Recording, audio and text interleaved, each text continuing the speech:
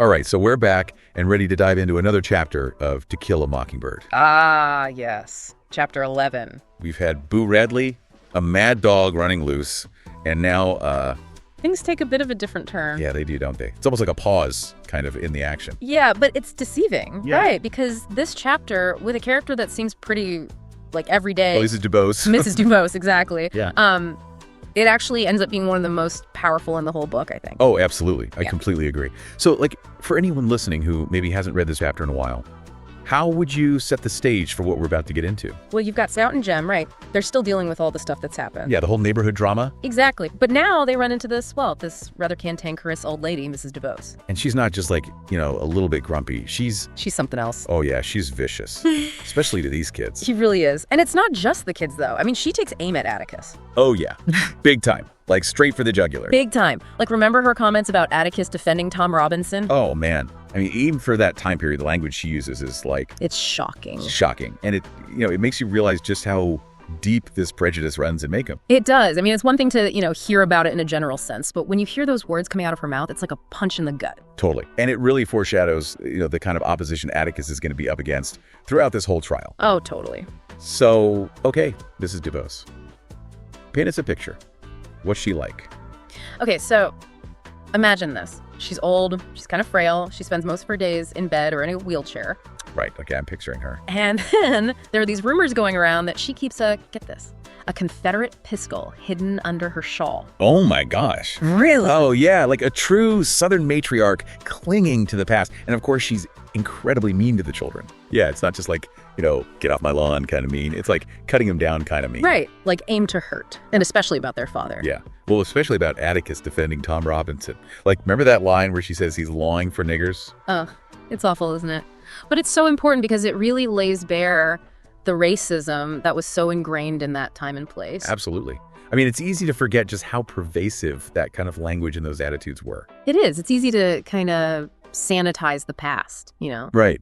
Like, we want to believe we've come so far. Exactly. But then you read something like that, and it's a stark reminder. Yeah, a real wake-up call. And it's not just the words themselves. It's the venom, the hatred behind them. Exactly. You can practically feel it dripping off the page. Oh, chilling. It's powerful writing, though. It makes you confront these uncomfortable truths head on. It does. And speaking of uncomfortable, let's talk about her house for a second. Oh, yeah.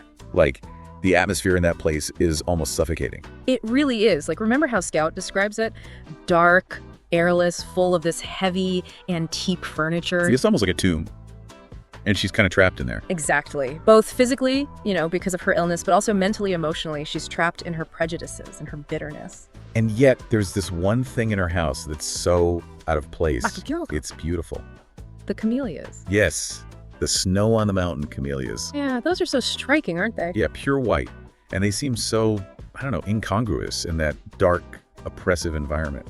It's such a fascinating contrast, right? Like, you have this woman who's so full of hate and ugliness, Yeah. but then she cultivates these flowers that are the epitome of beauty and purity. It's almost like they represent something, like some part of her that's still good, or maybe yearning for something better. I think you're right. Like, maybe it's a flicker of hope in all that darkness. It's like they're thriving in spite of everything, in spite of her even. Exactly. And it's not just the camellias themselves, it's the way she cares for them. Yeah, so meticulously. Like she's fiercely protective of them. Almost obsessively so. It's the one thing she seems to have control over in her life. Right. Which I think speaks volumes about her character. She's clinging to order, to beauty, in this world that feels like it's spinning out of control. Yeah, and it makes those fits of hers even more disturbing. Like, you have this image of these beautiful white flowers. And then she's just like consumed by these violent episodes. Exactly.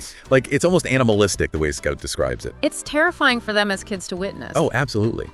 But there's something else about those fits that always struck me as odd. Oh, what's that? It's like they're always timed. Like, they happen at a specific time, right? Yeah, you're right. Scout mentions that they always seem to coincide with the ringing of the alarm clock. It's like she's fighting against time itself. I never thought about it that way, but that's a really interesting observation. It's like even in those moments when she seems completely out of control, there's still this underlying sense of purpose, almost. Like, she's clinging to some kind of routine, some semblance of order, even as her body and mind are failing her.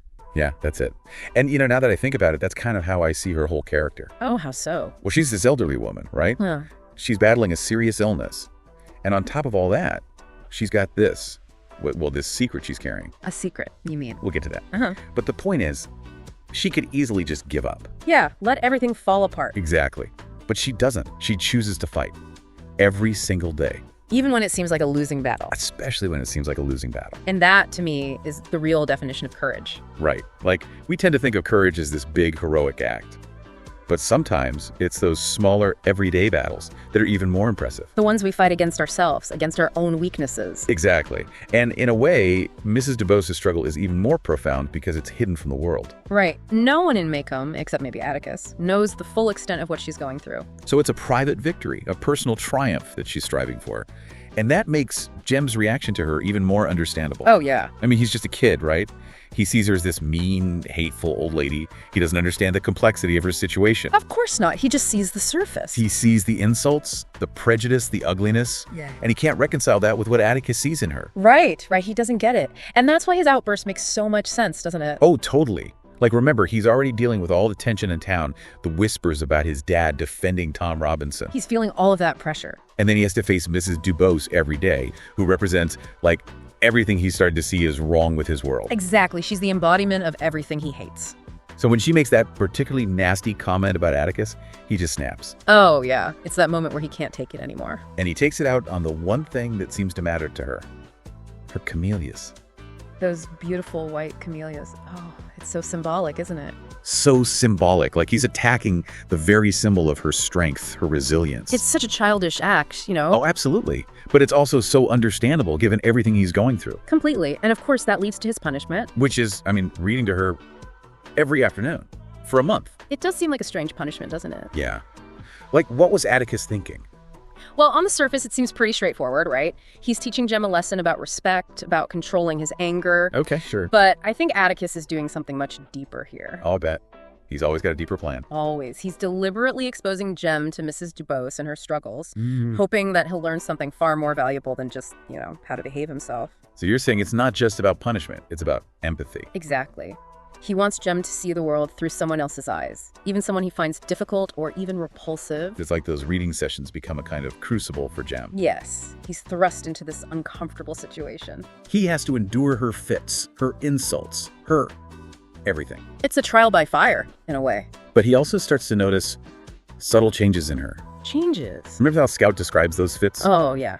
They're pretty intense. But they start to become less frequent. The alarm clock rings later and later each day. Oh, interesting. Like she's gaining control little by little. Exactly. Inch by inch, minute by minute. And Jem is witnessing this firsthand. Wow, I never thought about it that way. He's seeing that even when things seem hopeless, there's still the possibility for change, for growth, for some kind of triumph. That's powerful. Right. It is. And it turns what seemed like a punishment into something much more. Yeah. Like, it becomes a catalyst for Jem's own personal growth. He's learning about courage, about compassion, about the complexities of being human. Exactly. And that's what makes this chapter, I think, one of the most important in the book. It really is. And I can't wait to dive into what those lessons mean for Jem and how they shape his journey throughout the rest of the story. Me too. There's so much to unpack. But we'll have to save that for part 2 of our deep dive. I'm looking forward to it. So we were talking about how Jem's punishment turns into this kind of unexpected learning experience. Yeah, like he's forced to spend time with this woman he can't stand. But in the process, he starts to see her differently. Exactly. And I think it's interesting how Harper Lee kind of parallels Mrs. Dubose's personal struggle with the bigger, like, societal issues going on in Maycomb. Oh, you mean like her addiction? Yeah, like how she's fighting to break free from that and how it mirrors the town's own struggle with racism and prejudice. Oh, wow. Yeah, I see that. Like, they're both these deep-seated problems that are really hard to overcome. It's like Mrs. Dubose is trying to break free from this substance that's controlling her life. Right. And at the same time, Atticus is trying to free Maycomb from this, like, grip of prejudice. And both battles are tough. They take so much courage. And so much resilience. Like, you have to keep fighting even when it seems impossible. Exactly. And just like Jem doesn't fully understand what Mrs. Dubose is going through at first. Right. A lot of people in Maycomb don't see the need for change. They don't get why Atticus is doing what he's doing. They're stuck in their ways. Totally. And it's easy to judge Mrs. Dubose. Oh, yeah. I mean, she's not exactly the most likable character. No, she's not. But Atticus sees something more in her. He does, doesn't he? He sees a woman who's trapped, by her past, by her illness, by her own demons. And instead of judging her, he chooses to show her compassion, which is, like, so Atticus. It is. And he even defends her to his kids. Oh, yeah. I love that part when he says she's trying to die beholden to nothing and nobody. Such a powerful line. It is, and it's like he's saying, look, even someone like Mrs. Dubose deserves our respect. She's fighting her own battle. It's about recognizing the humanity in everyone. Exactly. Even in the people who are hardest to love. And it's also about understanding that redemption is possible. Right, like people can change, even if it's at the very end of their lives. It's never too late.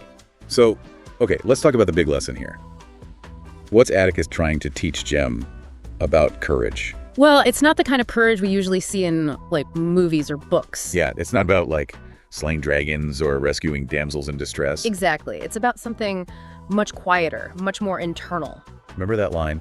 He says it's when you know you're licked before you begin, but you begin anyway, and you see it through no matter what. Oh, man, that's a good one. Right. It's about fighting even when you know you might not win. It's about doing what's right, even when it's hard. It's about standing up for what you believe in, even when everyone else is against you. Yeah, like Atticus is doing. Exactly. And it's about facing your own demons, like Mrs. Dubose is doing. It's a different kind of strength, a strength that comes from within. And I think Jem is starting to grasp that. Yeah, he's definitely growing up in this chapter. He's starting to see the world in a more nuanced way. It's like he's finally understanding that people aren't just good or bad, they're a mix of both. And everyone is fighting their own battles, visible or not. Exactly. Okay, but let's talk about that moment when Jem gets the camellia. Oh, yeah. After Mrs. Dubose dies. Yes. Like, what was that all about? I mean, talk about unexpected. Right. It comes out of nowhere.